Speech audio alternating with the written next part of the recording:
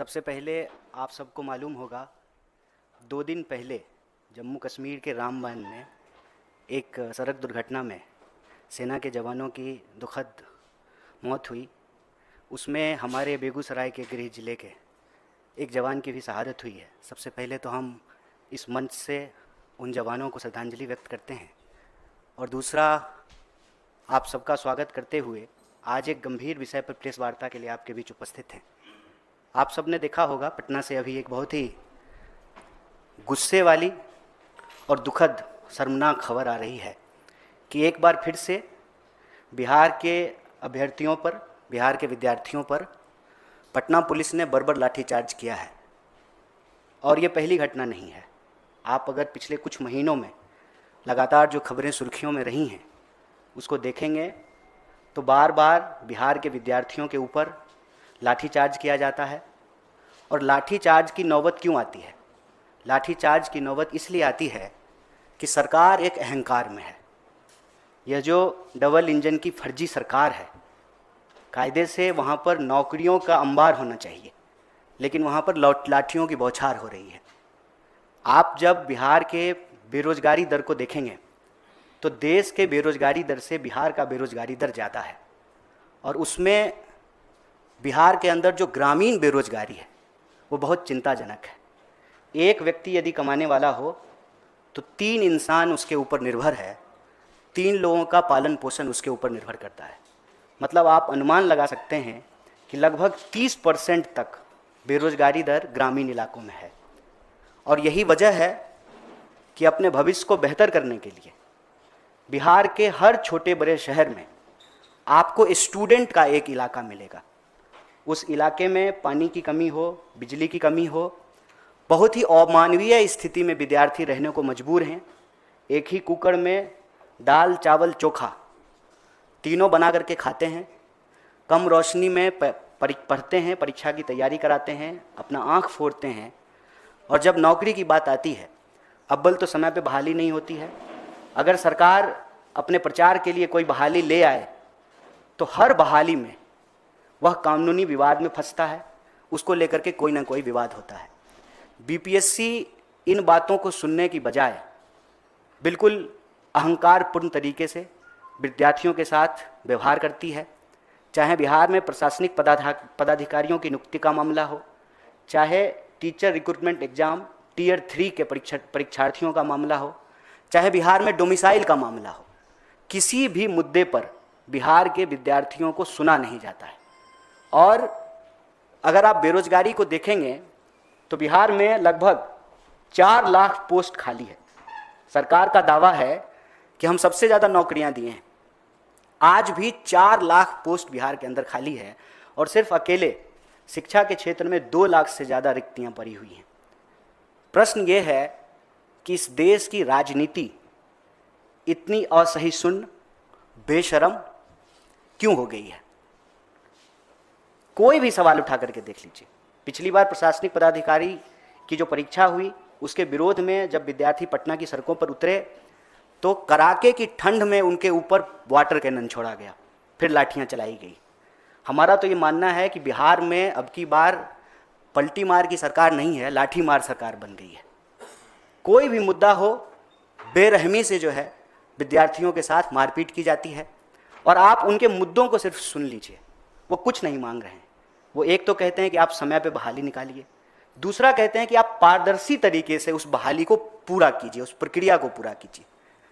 दोनों सवाल को लेकर के सरकार कुछ भी सुनने को तैयार नहीं है।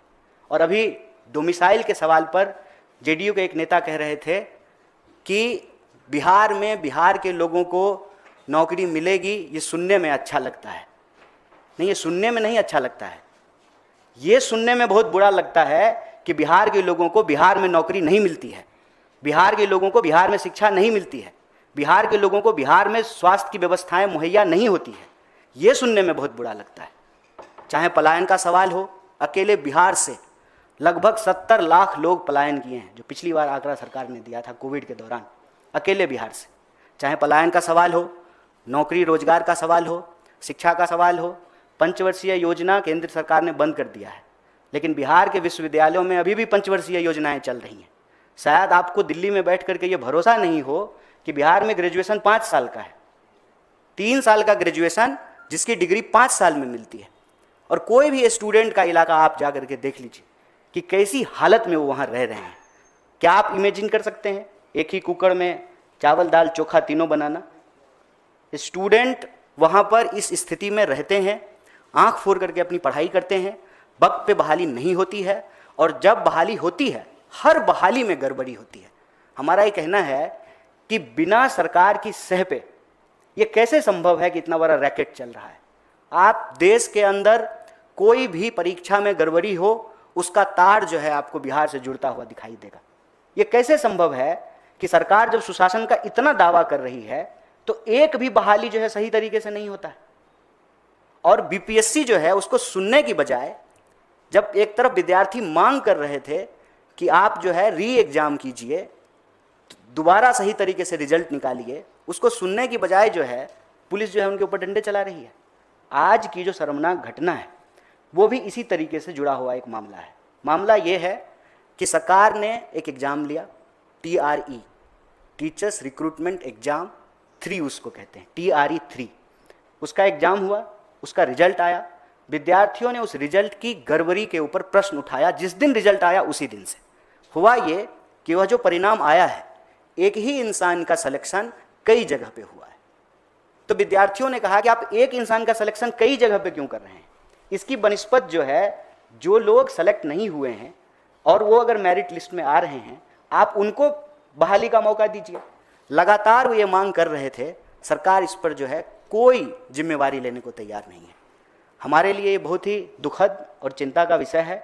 इसीलिए कांग्रेस पार्टी की ओर से और NSUI की ओर से हम यह जो लाठीचार्ज की घटना हुई है उसकी भर्त्सना करते हैं और सरकार से यह मांग करते हैं कि सबसे पहले तो एक निष्पक्ष जांच हो और जो लोग दोषी ऑफिसर इसके लिए लाठीचार्ज के लिए जिम्मेवार हैं उनके ऊपर कार्रवाई हो।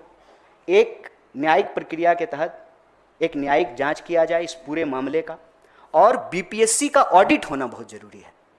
एक ही संस्था है जिसकी ये जिम्मेवारी है, जो सरकार के तहत है कि आपको बहाली निकालनी है, बहाली की प्रक्रिया पूरी करनी है। उसके ऊपर बार बार सवाल उठ रहे हैं, चाहे वो भर्ती प्रक्रिया का सवाल हो, प्रश्न पत्र की गड़बड़ी का सवाल हो, सीटों के आवंटन का सवाल हो, परिणाम में गड़बड़ी का सवाल हो, डोमिसाइल का सवाल हो। उस पर जो है उस संस्था का ऑडिट होना बहुत ज़रूरी है। और यह जो पूरा का पूरा मामला है बिहार में, चाहे वो पलायन का हो, रोजगार का हो, शिक्षा का स्थिति का हो, कांग्रेस पार्टी इस देश का एक जिम्मेदार विपक्ष होने के नाते बिहार के विद्यार्थियों के साथ और बिहार की आवाम के साथ इन मांगों के साथ खड़ी है। बहुत बहुत शुक्रिया, बहुत बहुत धन्यवाद। क्या आपको लगता है कि आपने का ये सिलसिला लगातार चल रहा है स्टूडेंट्स के साथ एग्जाम्स में गड़बड़ी का? आपको लगता है कि जो एग्जाम्स में गड़बड़ी का सिलसिला चल रहा है इसका असर आने वाले चुनाव में भी दिखेगा और स्टूडेंट्स जो हैं वो इसके खिलाफ लगातार आवाज़ उठा रहे हैं, तो क्या ये एक अहम मुद्दा होगा आने वाले चुनाव में? देखिए, विद्यार्थी भी नागरिक है, विद्यार्थी भी मतदाता है। स्वाभाविक रूप से सरकार की किसी भी कुनीति का विद्यार्थी एक सबसे बड़ा प्रभावित वर्ग होता है, जैसे किसान होते हैं, जैसे दूसरी पहचान के लोग होते हैं। तो विद्यार्थियों में रोष है, सरकार को इस बात का अंदाज़ा है। इसका मैं एक उदाहरण आपको देना चाहता हूँ। पिछली बार पटना यूनिवर्सिटी का जब चुनाव हुआ था तो JDU का जो छात्र विंग है वो चुनाव जीती थी। इस बार जब बिहार में चुनाव है, तब जब पटना विश्वविद्यालय का चुनाव हुआ तो JDU का जो स्टूडेंट विंग है वो चुनाव ही नहीं लड़ा। तो इस बात में कोई दो राय नहीं है कि विद्यार्थियों के बीच में जो आक्रोश है इसका अंदाज़ा सरकार को है। लेकिन विद्यार्थी एक ऐसा प्रभावित वर्ग होता है जिसकी अपनी कोई अलग राजनीतिक दखल नहीं होती है। जाति या धर्म की तरह जो है यह पहचान जो है राजनीति में अपनी दखल नहीं रखता है। लेकिन मेरा ये मानना है कि चुनाव में इसका असर हो या ना हो, यह जो फर्जी डबल इंजन की सरकार है ये बिहार के विद्यार्थियों का भविष्य अंधकार में पहुंचा रहा है। और डबल नहीं, ट्रिपल स्पीड से जो विद्यार्थियों के अधिकारों को कुचला जा रहा है। चुनाव के परिणाम अपनी जगह पे हैं, चुनावी प्रक्रिया अपनी जगह पे है, लेकिन ये देश के भविष्य के साथ, बिहार के भविष्य के साथ अत्याचार है, अन्याय है, और उस अन्याय के खिलाफ हम लोग खड़े हैं, चुनावी गुना गणित लाभ हानि से इतर। कन्हैया, मेरा सवाल बिहार को लेकर भी, और इस पर पेपर लीकेज वाला जो मसला है, मैं देखा कि बिहार में सरकार हो, राजस्थान में कांग्रेस की सरकार हो, हर सरकारों में ये एक बड़ा इशू है, जिसकी वजह से कहीं ना कहीं विद्यार्थियों को संकट झेलना पड़ता है। बिहार पूरा घूमे हैं, कितना बड़ा इशू है पेपर लीकेज बिहार में, और क्या उसका इम्पैक्ट होने वाला है आगे, मैं ये पूछना चाहता हूँ। इसमें कोई दो राय नहीं है। जब भी हम इस देश की शिक्षा व्यवस्था और विद्यार्थियों से जुड़ा हुआ कोई भी मसला उठाते हैं तो उसका एक पैन इंडिया असर है, वो सिर्फ एक राज्य का मसला नहीं है।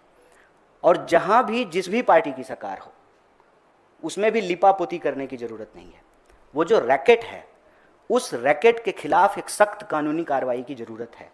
इसीलिए आप जब देखेंगे तेलंगाना में चुनाव हो रहा था, विद्यार्थियों की तरफ से जो अलग अलग संवाद हुए कांग्रेस पार्टी के साथ और एनएसयूआई के साथ, उन्होंने एक मांग की कि पेपर लीक के खिलाफ जो है एक लीगल प्रोटेक्शन होना ज़रूरी है। और आप अगर आपको ध्यान हो तो सीएम ने कहा कि इस पे हम एक लीगल प्रोटेक्शन लेके आएंगे। नया आयोग में जो है परिवर्तन किया गया, जॉब कैलेंडर जारी किया गया, बहाली की प्रक्रिया को ट्रांसपेरेंट बनाने के लिए। तो ये पूरा देश का जुड़ा हुआ मसला है। जब हम देश की शिक्षा व्यवस्था में जो अव्यवस्था है, कुव्यवस्था है, उस पर सवाल उठाते हैं तो ये पूरा देश का मसला है। आप सिंपल अंदाज़ा लगाइए कि हम अपनी जीडीपी का, कर्जा का इंटरेस्ट देने में कितना % खर्च करते हैं और एजुकेशन पे कितना खर्च करते हैं। हम कहते हैं कि हम दुनिया के विकसित देशों में शामिल होने जा रहे हैं, तो दुनिया के विकसित देश अपने शिक्षा बजट पे कितना खर्च कर रही है और हम कितना खर्च कर रहे हैं। शिक्षा सरकार की प्रायोरिटी नहीं है। शिक्षा सरकार की प्रायोरिटी नहीं है, इसीलिए आज बच्चों को पढ़ाने में माँ बाप का दम फूल रहा है।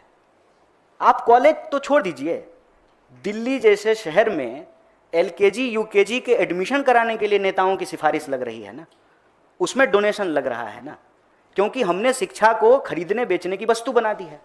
और शिक्षा ही जब खरीदने बेचने की वस्तु बन जाएगी तो स्वाभाविक रूप से शिक्षा के आधार पे जो रोजगार मिलने की प्रक्रिया है उसको जो है दूषित किया जाएगा, उसको जो है भ्रष्टाचार की गिरफ्त में लिया जाएगा।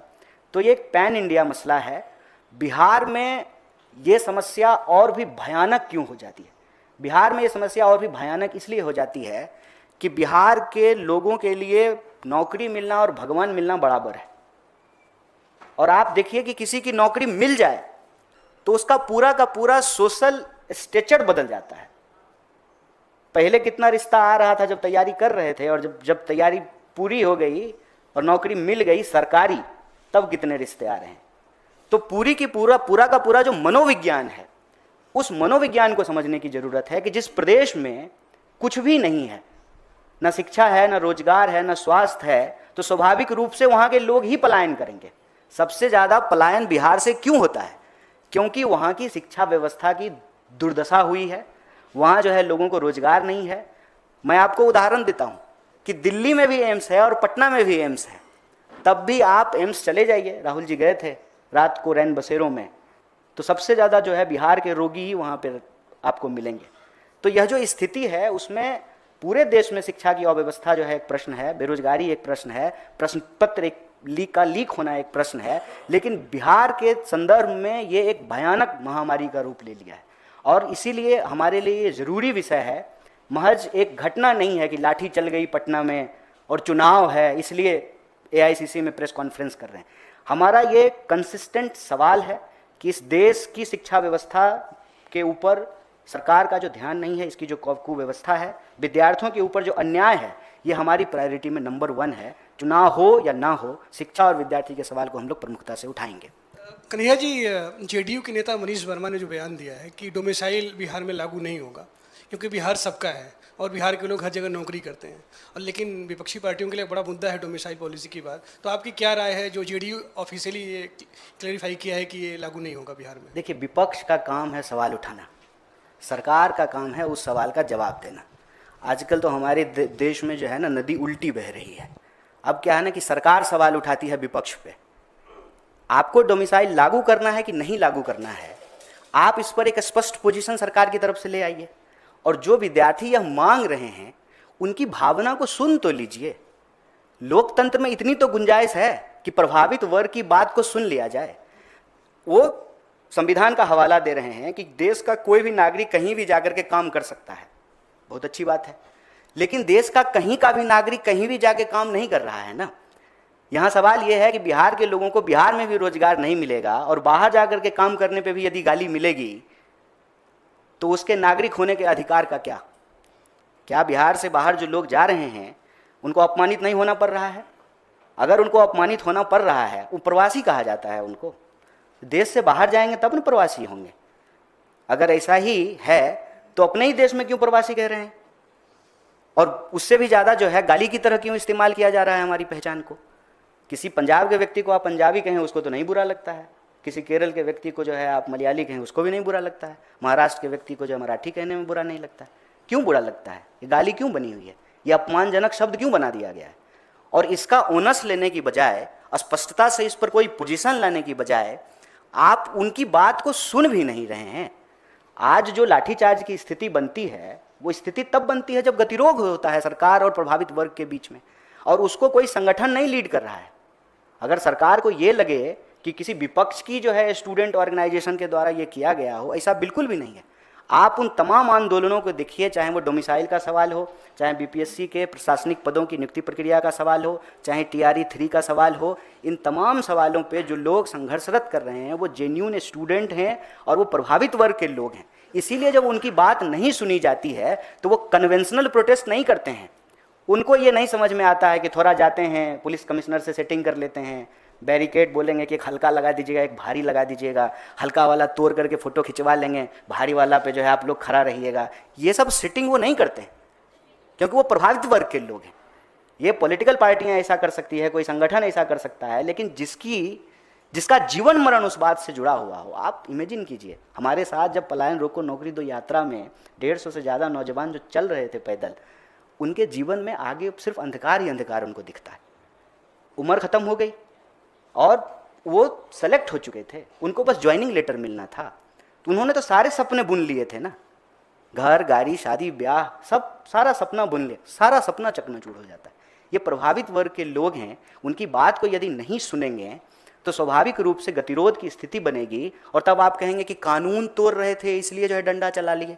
अरे कानून भी आप ही हैं, कानून का जो है पालन करवाना भी आप ही का काम है, और आप ही जो है बात भी नहीं सुन रहे हैं और आप ही फिर डंडा भी मार रहे हैं और फिर कह रहे हैं कि डबल इंजन की सरकार है, सुशासन की सरकार है। ये तो अपने आप में बहुत ही हास्यास्पद स्थिति है। तो इस परिस्थिति में हमारी स्पष्ट ये राय है कि सरकार की तरफ से जो रूलिंग पार्टी है उसके किसी भी नहीं, और मैं बार बार रूलिंग पार्टी बोल रहा हूँ, मैं सिर्फ JDU नहीं बोल रहा हूँ, ऐसा नहीं होगा। भाजपा बढ़ाती नहीं है बिहार की सरकार में, भाजपा भी पूरी तरह से जो है ना जिम्मेवार है, लगातार जो है गठबंधन में रहे हैं, इनके भी मंत्री हैं। और आपने देखा होगा कि शिक्षा मंत्री के साथ जब डेलीगेशन मिलने के लिए गया था तो किस तरीके से जो है एक महिला के साथ जो है बदतमीजी की गई। तो इनके भी मंत्री हैं, इनके तरफ से जो है राज्यपाल हैं, इनके तरफ से वाइस चांसलर बनाए गए हैं। तो ऐसा बीजेपी नहीं कह सकती है कि हम जिम्मेवार नहीं हैं। ये डबल इंजन की सरकार का जो दावा है, तो यह जो लाठी जो चल रही है इसकी जिम्मेवारी भी दोनों पार्टी को लेना पड़ेगा। जी, समस्तीपुर में भी एक नीट मेडिकल एग्जाम होता है, एक स्कैंडल पुलिस ने पकड़ा है, वहाँ पे 2 लोग गिरफ्तार हुए, एक डॉक्टर भी उसमें शामिल है। जिस तरीके से कई राज्यों ने कानून बनाया हुआ है, ऑर्गेनाइज जो ये लोग क्राइम करते हैं, जो राजस्थान के अंदर है आजीवन कारावास है, उसी तरीके का कुछ आप प्लेज करेंगे, प्रॉमिस करेंगे चुनाव से पहले, ताकि ऐसे लोगों पर नकेल कसी जा सके? देखिए, अभी हमारी जो है घोषणा पत्र बनाने की प्रक्रिया चल रही है और समाज के अलग अलग वर्ग के साथ जो है संवाद हो रहा है, और यह बात जो है बड़ी प्रमुखता से विद्यार्थी समूह ने उठाया है कि पेपर लीक को रोकने के लिए एक सख्त कानून होना चाहिए। ये तो आने वाले समय की बात है, लेकिन अभी फ़िलहाल हमारी सरकार से ये मांग है कि BPSC का ऑडिट होना ज़रूरी है, इस पूरी घटना का न्यायिक जांच होना चाहिए, और जो प्रभावित विद्यार्थी हैं उनको न्याय मिले, और जो जिम्मेवार पदाधिकारी हैं उनके ऊपर सख्त कार्रवाई हो।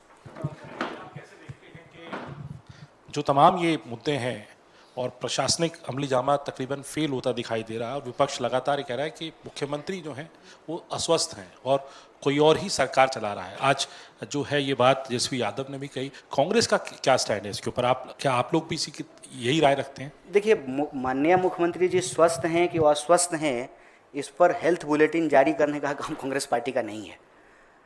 हमारा सिंपल सवाल है कि स्वस्थ भी हो कोई सरकार, लेकिन अगर वो लोगों की आवाज़ को दबाए, अपने लोगों के ऊपर लाठी चलवाए, उनके साथ जो है मारपीट करे और उनकी आवाज़ को नहीं सुने, तो ये स्वस्थ होने का लक्षण तो नहीं है। वो विषय जो है वो सरकार से जुड़ा हुआ है, वो विषय जो है मुख्यमंत्री जी के व्यक्तिगत जीवन का है, उस पर जो है आधिकारिक बयान देने के लिए हम जो है उसके लिए अधिकृत नहीं है। जो हैं वो देंगे, और हमारे लिए बहुत महत्वपूर्ण भी नहीं है। हमारे लिए महत्वपूर्ण ये है कि यह जो एनडीए की सरकार है, जो डबल इंजन की सरकार है, जो सुशासन की सरकार होने का दावा करती है, उसकी किसी भी कार्य से यह नहीं लगता है कि इस शासन में कोई सुशासन की बात रह गई है। चाहे आप अपराध का मामला उठा करके देख लीजिए, बेरोजगारी का मामला उठा करके देख लीजिए, शिक्षा स्वास्थ्य का मामला उठा करके देख लीजिए, तो सरकार की कार्यप्रणाली जो है वो संतोषजनक नहीं, चिंताजनक है।